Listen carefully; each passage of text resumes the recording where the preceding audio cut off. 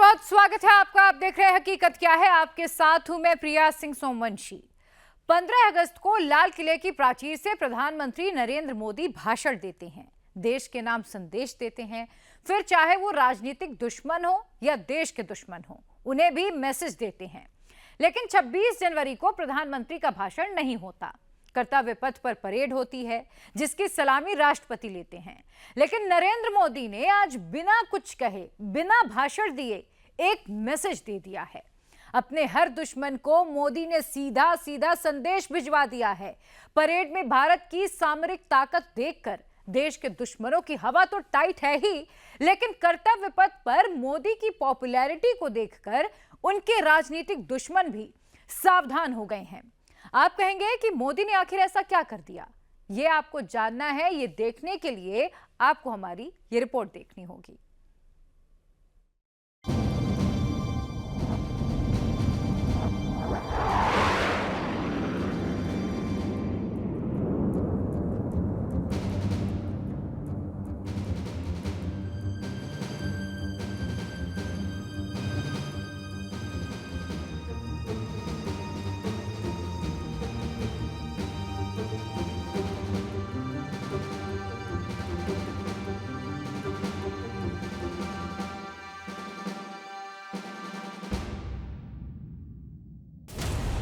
छब्बीस जनवरी की परेड से नरेंद्र मोदी ने बिना एक शब्द कहे सबको कैसे मैसेज दे दिया। 26 जनवरी की परेड से नरेंद्र मोदी ने देशवासियों को और देश के दुश्मनों को कौन सा मैसेज दिया? देखकर प्रलय और ब्रह्मोस चीन पाकिस्तान तक सन्नाटा क्यों पसरा? नरेंद्र मोदी ने बिना एक शब्द कहे राहुल गांधी और अरविंद केजरीवाल को कौन सा संदेश दिया?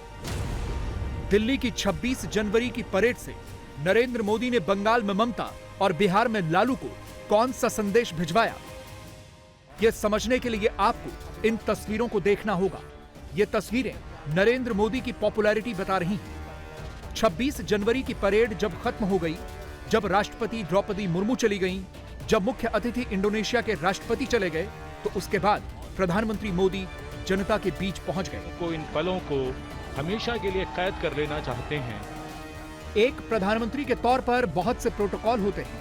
सुरक्षा की दृष्टि से प्रधानमंत्री ऐसा नहीं कर सकते, लेकिन मोदी ने किसी प्रोटोकॉल की परवाह नहीं की। वो सीधे कर्तव्य पथ पर चलने लगे, लोगों की तरफ देखकर हाथ हिलाने लगे। लोग भी जैसे प्रधानमंत्री का इंतजार कर रहे थे। लोग मोदी मोदी चिल्ला रहे थे। मोदी रुक रुक कर लोगों का अभिवादन कर रहे थे। इसके सर्वोच्च नेतृत्व को अपने बहुत करीब, बहुत पास महसूस करेंगे आज के। मोदी भी सबके करीब गए। लोगों ने अपने हाथों में मोबाइल फोन का कैमरा ऑन किया हुआ था। मोदी ने भी सबको फोटो खींचने का पूरा मौका दिया। भीड़ भारत माता की जय के नारे लगा रही थी। इन तस्वीरों को देखकर मोदी के राजनीतिक दुश्मनों को अच्छा नहीं लग रहा होगा, क्योंकि ये तस्वीरें बता रही हैं कि मोदी कैसे एक मास लीडर है।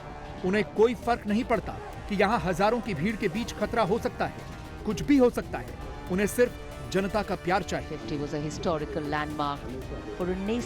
करीब 8 से 9 मिनट तक जनता के बीच रहने के बाद प्रधानमंत्री अपने वाहन में सवार हुए और गाड़ी के अंदर नहीं बैठे। वहां भी दरवाजे पर खड़े होकर लोगों का अभिवादन करते रहे। बहुत देर तक लोगों की तरफ हाथ हिलाते रहे। उनसे अभिवादन स्वीकार करने के पश्चात अब अपने वाहन पर पहुंचे हैं और प्रस्थान कर रहे हैं कर्तव्य पथ से। 26 जनवरी 1950 से शुरू होकर 2025 की सुबह तक के सफर में कई खूबसूरत मोड़ हैं।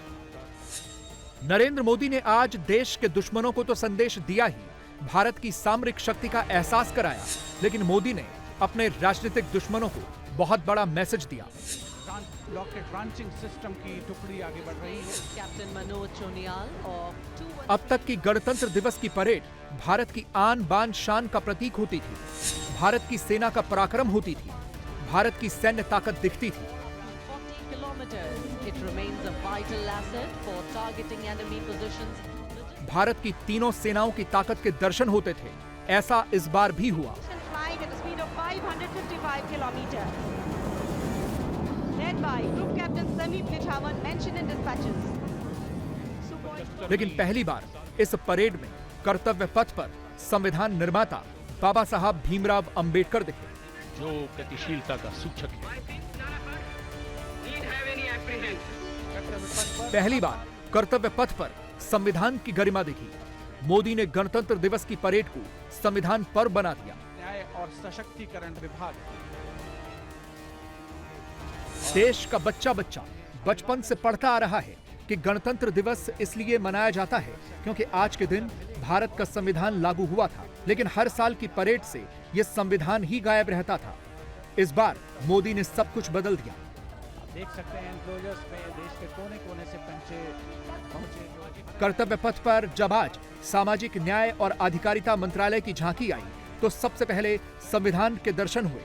इस झांकी पर अशोक स्तंभ था, संविधान की कॉपी थी, लिखा था संविधान देश का अभिमान, we the people of India.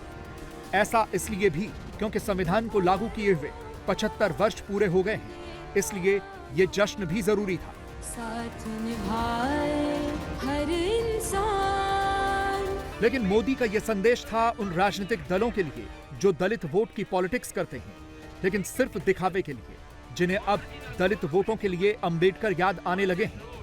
लेकिन अंबेडकर को सम्मान देने का काम नरेंद्र मोदी कर रहे हैं और इसका प्रमाण है CPWD की ये झांकी। इस झांकी में संविधान की 75वीं सालगिरह को भव्यता के साथ देखा जा सकता है। झांकी में सबसे आगे अशोक चक्र है जो समय का पहिया है और संविधान का प्रारूप बनाया गया है। साथ में बाबा साहब की भी तस्वीर है और डॉक्टर अंबेडकर की आवाज भी सुनाई दे रही थी। Our difficulty is how to make the heterogeneous mass that we have today take a decision and march in a cooperative way on that road which is bound to lead us to unity.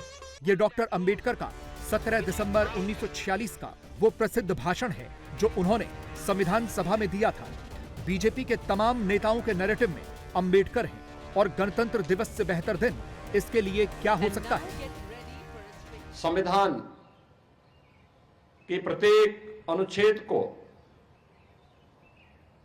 एक माला के रूप में पिरोने का जो गुरुतर दायित्व था, यह दायित्व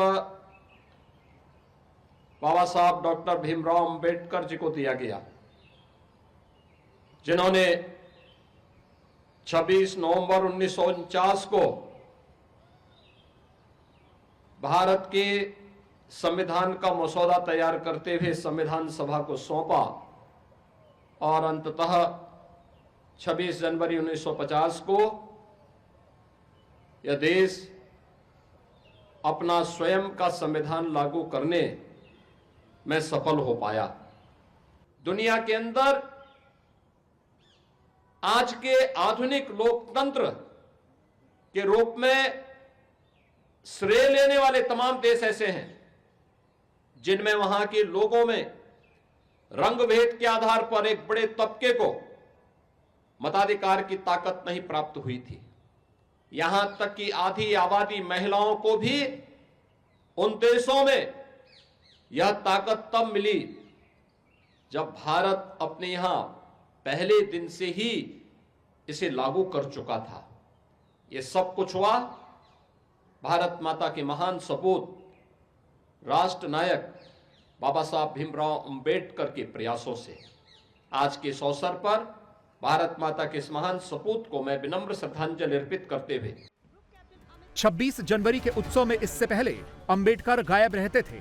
मोदी से पहले गणतंत्र दिवस को लेकर सोच ये होती थी कि ये एक आर्मी का कार्यक्रम है जिसमें परेड होगी, भारत की सेनाओं का शौर्य होगा, देश की ताकत दिखेगी, नए नए हथियार होंगे, वायुसेना का दमखम दिखेगा। मोदी ने इन सब को बरकरार रखा। लेकिन गणतंत्र दिवस में अंबेडकर की एंट्री करवाई ताकि लोग ये जानें कि जिन्होंने संविधान बनाया उन्हें पूरा सम्मान मिल रहा है। हमारा गणतंत्र भी राष्ट्र की इसी एकता का संदेश देता है। इसी संदेश को जन जन तक पहुंचाने के लिए माननीय प्रधानमंत्री नरेंद्र मोदी जी के नेतृत्व में पूरे देश में हमारा संविधान, हमारा स्वाभिमान अभियान चलाया जा रहा है। इसमें संविधान निर्माताओं के योगदान का सम्मान किया जा रहा है। सबको संविधान के मूल्यों के प्रति जागरूक किया जा रहा है। भाइयों बहनों, गणतंत्र दिवस का पावन पर्व आत्म विश्लेषण करने का भी दिन है। आज आजादी के बाद से पिछले 70 वर्षों में देश विश्व की बड़ी शक्तियों में शुमार हो गया है। अक्सर मोदी के राजनीतिक दुश्मन उन पर मुसलमानों का नाम लेकर भी बहुत तरह के आरोप लगाते हैं। कहते हैं मोदी को मुसलमानों की फिक्र नहीं है, लेकिन ये तस्वीरें बता रही हैं कि मोदी कैसे मुसलमानों का भी सम्मान करते हैं। इसीलिए भारत के 75वें गणतंत्र के जश्न में मुख्य अतिथि इंडोनेशिया के राष्ट्रपति प्राबोवो सुबियांतो थे। इंडोनेशिया दुनिया का सबसे बड़ा मुस्लिम आबादी वाला देश है। इंडोनेशिया में मुस्लिम आबादी करीब 24 करोड़ है। इसके बाद पाकिस्तान है, जहां 22 करोड़ मुस्लिम आबादी है। भारत में 20 करोड़ से ज्यादा मुसलमान माने जाते हैं। तो दुनिया में जिस मुस्लिम देश की आबादी सबसे ज्यादा है, उसी के प्रेसिडेंट को मोदी ने भारत के 75वें गणतंत्र दिवस के जश्न में बुलाया।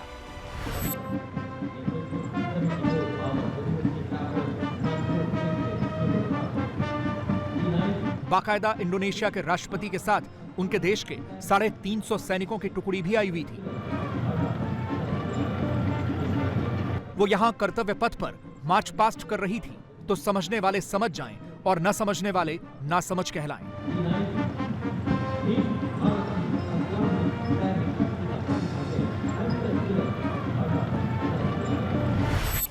मोदी ने हर किसी को संदेश दिया है। घरेलू फ्रंट पर तो ये मैसेजिंग पर्दे के पीछे से थी, लेकिन देश के दुश्मनों को सीधा सीधा संदेश था।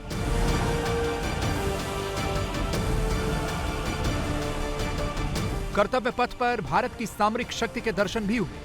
मोदी के आने के बाद से यह सोच भी बदली है।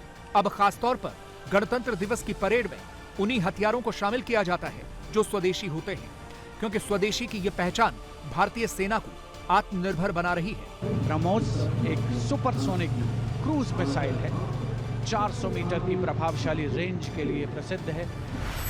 इस बार गणतंत्र दिवस की परेड में बहुत बड़ा आकर्षण का केंद्र रही प्रलय missile. Pralay is a surface-to-surface tactical weapon with a range in excess of 400 kilometers. जो एक शॉर्ट रेंज टैक्टिकल मिसाइल है। प्रलय को डीआरडीओ ने बनाया है। यह भारत की ऐसी पहली बैलिस्टिक मिसाइल है जो पारंपरिक युद्ध में दुश्मन पर सटीक निशाना लगाएगी। यह मिसाइल 500 से 1000 किलो तक हथियार ले जा सकती है। इसकी रेंज 500 किलोमीटर तक हो सकती है। किसी क्रूज मिसाइल की तरह अपने फाइनल स्टेज में प्रलय मिसाइल अपना रास्ता बदल सकती है। दुश्मन के एंटी बैलिस्टिक मिसाइल सिस्टम इसका पता नहीं लगा सकेंगे। प्रलय के अलावा कर्तव्य पथ पर एक और स्वदेशी मिसाइल थी नाग, जो एक एंटी टैंक गाइडेड मिसाइल है। यह मिसाइल 5 किलोमीटर दूर स्थित दुश्मन के टैंक को ध्वस्त करने में सक्षम है। इसे भी डीआरडीओ ने ही बनाया है। मिसाइल की रेंज 500 मीटर से 10 किलोमीटर है। लॉन्च से पहले टारगेट को लॉक कर लेती है। हमले में 90% सटीक टारगेट भेदने में सक्षम है। जमीन के साथ साथ हवा में भी मार करने में यह मिसाइल सक्षम है। भारतीय सेना का यह खतरनाक हथियार है पिनाका वेपन सिस्टम, जो एक मल्टी बैरल रॉकेट लॉन्चर है। कर्तव्य पथ पर आज इस वेपन सिस्टम के भी दर्शन हुए। यह एक मल्टी बैरल रॉकेट लॉन्चर है जिसका नाम शिव के धनुष के नाम पर पिनाका रखा गया है। इसे भी डीआरडीओ ने विकसित किया है। यह सिस्टम 44 सेकंड में दर्जन भर रॉकेट लॉन्च कर सकता है। 40 से 75 किलोमीटर तक की मार करने में सक्षम है। जल्द ही इसकी रेंज बढ़ाकर 120 किलोमीटर करने की तैयारी है। इस बार कर्तव्य पथ पर भारतीय सेना के मेन बैटल टैंक को भी शामिल किया गया था, जिसका नाम है T-90 भीष्म। ये 2003 से सेना में काम कर रहा है। ये तीसरी पीढ़ी का मेन बैटल टैंक है। रूस के T-90 पर आधारित टैंक है। इस टैंक में 125 मिलीमीटर की गन है जो दुश्मन के टैंक को भेदने में सक्षम है। 1 मिनट में यह टैंक 800 गोले दाग सकता है। यह है सेना का इन्फेंट्री कॉम्बैट व्हीकल, जिसका नाम है BMP-2 सारथ। यह सेना का एक बख्तरबंद लड़ाकू वाहन है जो जमीन और पानी में चलने में सक्षम है। इस वाहन पर एंटी टैंक मिसाइल लॉन्चर लगा होता है।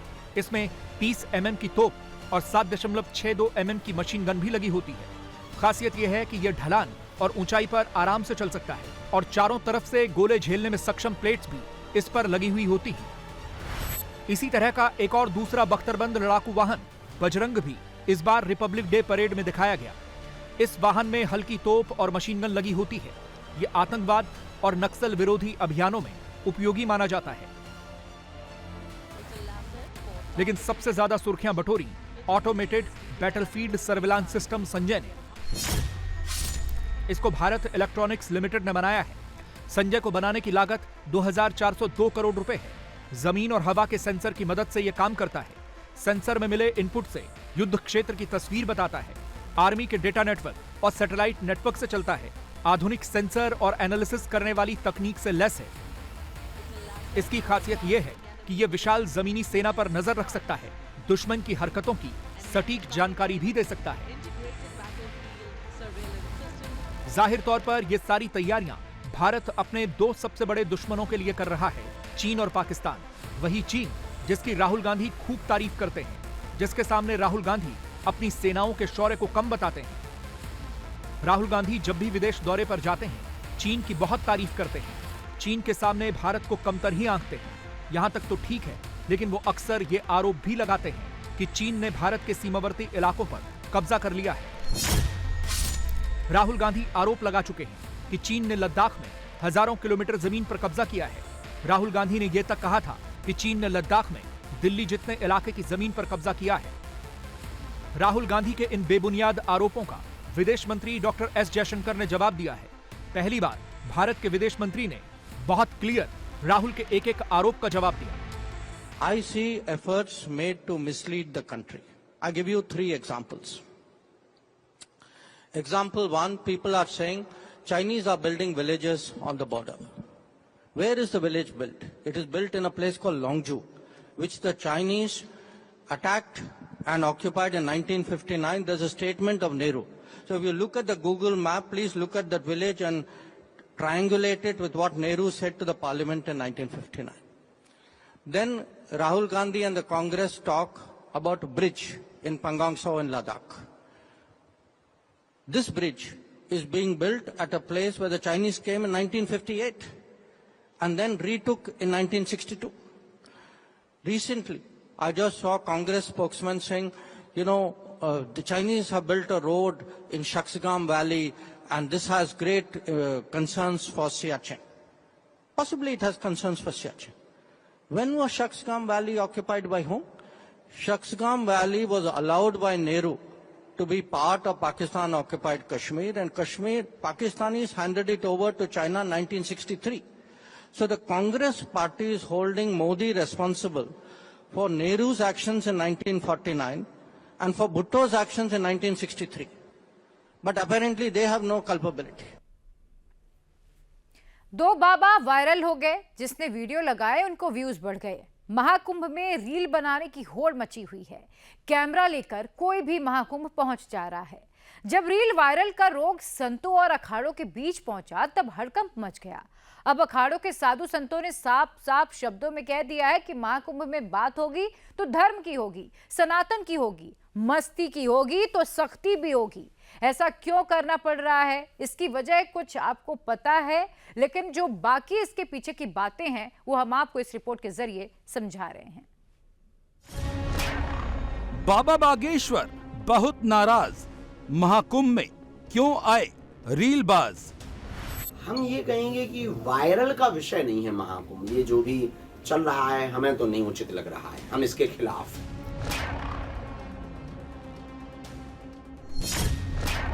महाकुंभ रील नहीं रियल है, बाबा बागेश्वर क्लियर है।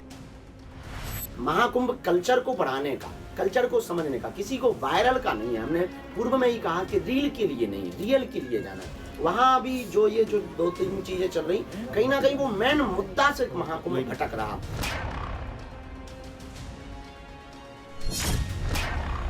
बागेश्वर बाबा वायरल बुखार उतार देंगे। बागेश्वर बाबा महाकुंभ में आए हैं। वैसे तो ये डुबकी लगाने आए हैं, लेकिन असल में महाकुंभ में चल रहे रीलबाजों का ये वायरल बुखार उतारने आए हैं। आप कहेंगे ये बुखार चढ़ा कैसे? तो ये है महाकुंभ में चढ़े वायरल बुखार का साइड इफेक्ट।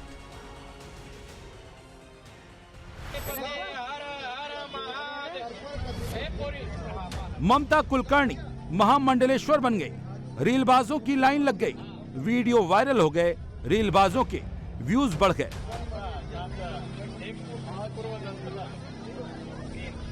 प्रैक्टिकल लाइफ में दिखाना भी पड़ेगा कि हाँ नहीं तुम वैसे ही हो। IITN बाबा अभय सिंह जूना अखाड़े से खुद को बताते थे, वीडियो के लिए लंबी लाइन लगवाते थे। बाबा को भी कैमरे का चस्का लग गया, अखाड़े से बाद में धक्का पड़ गया।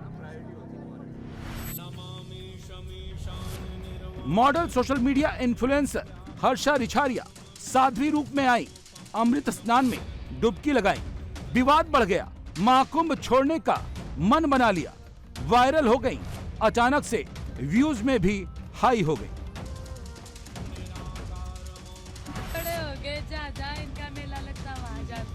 मोनालिसा नाम से माला बेचने वाली ये लड़की मशहूर हो गई, इसकी आंखों पर रीलें बनने लगी, अचानक से ये वायरल हो गई। रीलबाज इस लड़की के बहाने व्यूज बढ़ाने लगे। महाकुंभ में वायरल बुखार का पहला लक्षण रील बनाना है, चाहे रील किसी की भी हो, बस टारगेट व्यूज बढ़ाना है। ऐसा नहीं है कि ये बीमारी रीलबाजों में ही है, कुछ बाबाओं को भी लगी है और कुछ नए नए मॉडल और अभिनेत्री भी इसके शिकार बन गए हैं। हिस्ट्री भूल करके अचानक से सन्यासी रूप धरकर आने लगे हैं, महामंडलेश्वर कहलाने लगे हैं। बागेश्वर बाबा ऐसे ही लोगों को समझाने प्रयागराज में आ गए हैं। वायरल का विषय नहीं है महाकुंभ, ये जो भी चल रहा है हमें तो नहीं उचित लग रहा है, हम इसके खिलाफ हैं।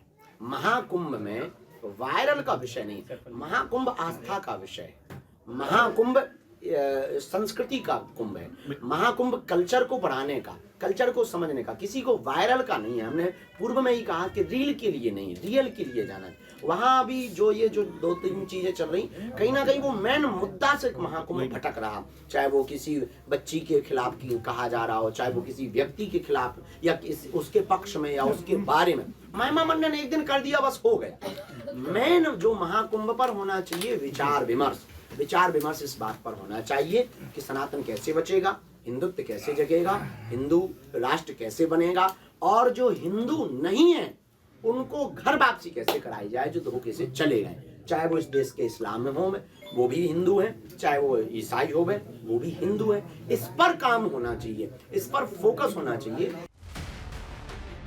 महाकुंभ किस लिए है, क्यों है, इससे रीलबाजों को कोई मतलब नहीं है, न ही नए नए साधुओं के भेष धरने वालों को।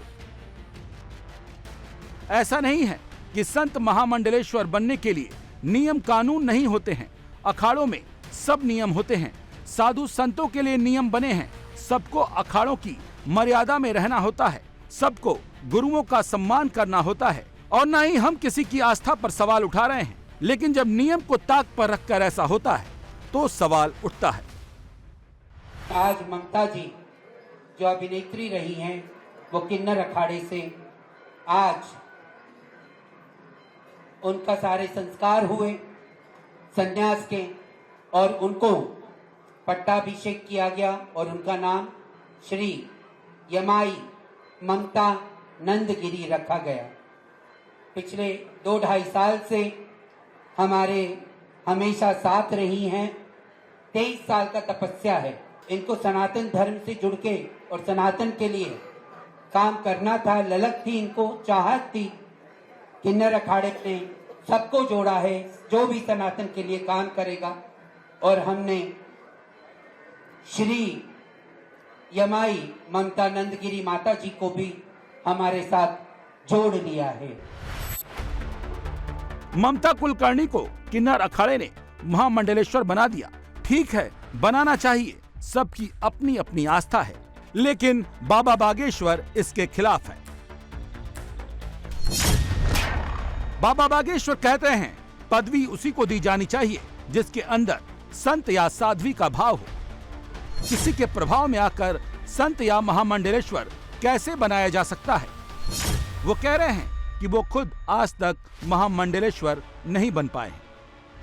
देखिए, 3 रास्ते होते हैं आध्यात्मिक जीवन के लिए। एक वामपंथी होता है, दक्षिणापंथी होता है, और एक मध्यमपंथी रास्ता होता है, और लक्ष्मी नारायण त्रिपाठी जी इसी मध्यम रास्ते की महामंडलेश्वर है। मैंने जो 23 साल से ध्यान और तप मेरे गुरु द्वारा जो भी मुझे प्राप्त हुआ, मैं सबको आध्यात्मिक जीवन के द्वारा सबको स्वतंत्र करने आई हूँ, और मुझे लक्ष्मी नारायण त्रिपाठी से बेहतर कोई और संस्था मिली ही नहीं, सोच ही नहीं सकती थी। मैं सांसारिक जीवन में रहते हुए भी मैं चाहती थी स्वतंत्र से मैं अपना जीवन जीऊं। बाबा बागेश्वर को इसी बात से आपत्ति है। महाकुंभ तो संस्कृति है, सनातन है, फिर ऐसा क्यों हो रहा है? वैसे ममता कुलकर्णी महामंडलेश्वर क्यों बनी, कैसे बनी, किस नियम से बनी, ये पता करना अखाड़ों का काम है और गुरुओं का काम है। ममता कुलकर्णी यहाँ पर संत बनी है और उन्होंने पत्ता से करके उसको महामंडलेश्वर बनाया गया। देखिए, संन्यास का सबको अधिकार है। संन्यास करते अपनी मोह माया और एक प्रकार से सांसारिकता त्याग कर वह एक श्रेष्ठ कार्यों के लिए, लोक कल्याण के लिए, पारमार्थिक जीवन जीने के लिए अगर कोई व्यक्ति आना चाहता है, उनका स्वागत है।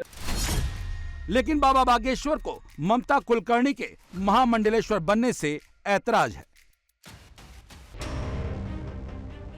सिर्फ बागेश्वर बाबा ही नहीं, इन नए नए रीलबाजों से संत पीठाधीश्वर अखाड़े सब नाराज हो गए हैं।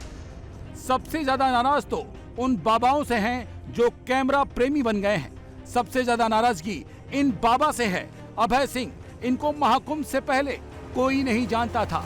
जब ये पहली बार कैमरे पर आए तो बड़ी बड़ी बातें की। इनकी बातों से लोग हैरान हो गए। चर्चा होने लगी कि कैसे कोई बाबा IIT से पढ़कर एरोस्पेस इंजीनियरिंग की डिग्री लेकर सन्यासी बन सकता है। मीडिया, सोशल मीडिया पर बाबा रातों रात छा गए। धर्म की बात करते करते इनके बारे में नई नई जानकारियां आने लगी। अखाड़े की प्रतिष्ठा पर सवाल उठे तो बाबा से अखाड़े ने पिंड छुड़ा लिया। सोशल मीडिया पे आपको इतनी प्रसिद्धि मिली है और इसी सोशल मीडिया पर लोग आपके ऊपर सवाल उठा रहे हैं, आपकी चीज़ों को लेकर के सवाल उठा रहे हैं। मैं सिर्फ सोशल मीडिया की बात कर रहा हूँ, ये मेरा कोई एक्सपीरियंस नहीं है। ये सोशल मीडिया पे लोग कह रहे हैं कि भाई लगता है कि जो IIT वाले बाबा हैं वो बहुत ज़्यादा अपना मानसिक चीज़ों में नहीं है। तो उनको लोगों को क्या आप जवाब देना चाहेंगे इंडिया TV के माध्यम से? नहीं, ये तो स्टूपिडिटी वाली चीज़ है ना। स्टूपिड इंसान को तुम E=MC² सिखाओगे तो क्या बोलेगा, ये तो पागल हो गया है, क्योंकि उसका दिमाग है ही नहीं उस कंसेप्ट को अंडरस्टैंड करने के लिए। तो वो वैसा हो रहा है ना, बहुत सारे लोग जो बिल्कुल ना कुछ पढ़ाई लिखाई की है, ना कुछ किया है, ना कुछ एक्सपीरियंस किया है लाइफ के बारे में।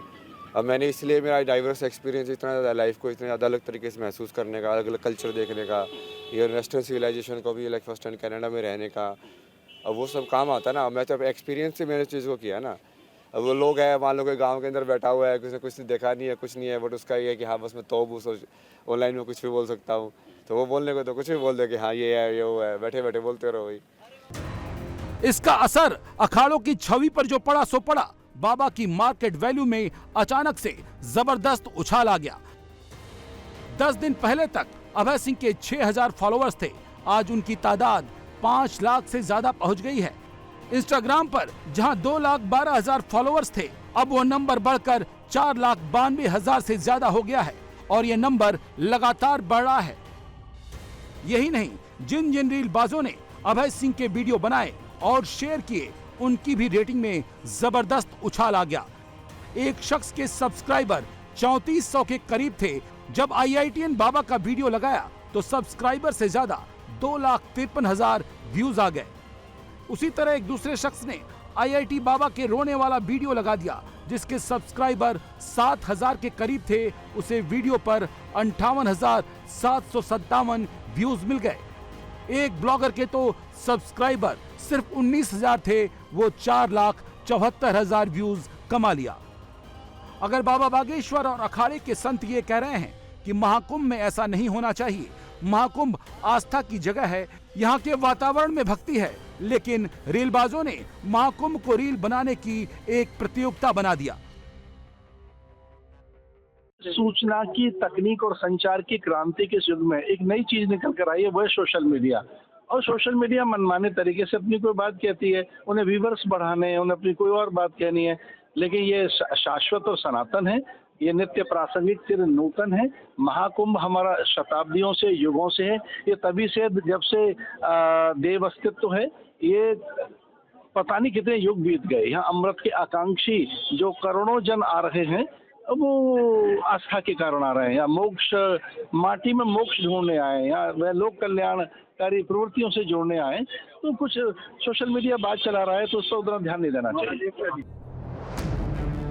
महाकुंभ में एक और वायरल एपिसोड को लेकर बवाल मचा।